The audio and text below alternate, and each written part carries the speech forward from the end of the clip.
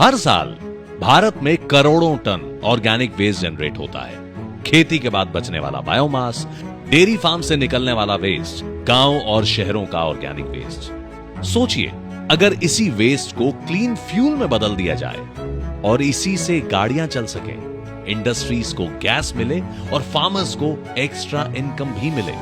यही विजन लेकर कैबिनेट ने अप्रूव की है गोबर धन scheme, galvanising organic bio agro resources धन।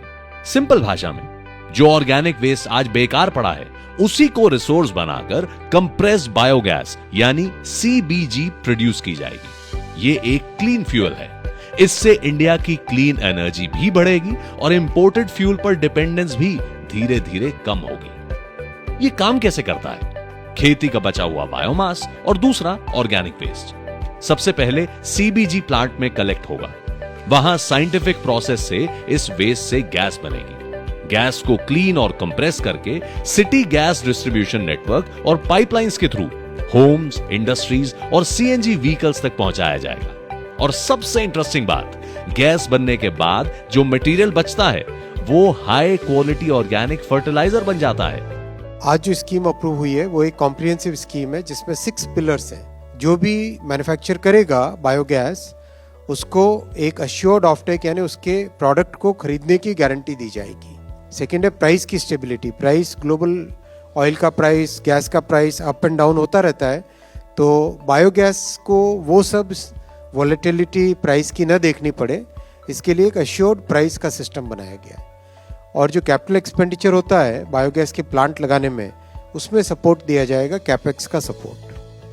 और चौथा पिलर है पाइपलाइन का इंफ्रास्ट्रक्चर, यानी जहाँ से बायोगैस का प्लांट लगता है वहाँ से कंज्यूमर्स तक पहुँचाने के लिए जो पाइपलाइन का नेटवर्क चाहिए, उसको सपोर्ट करने के लिए भी इस स्कीम में 4th पिलर रखा गया है।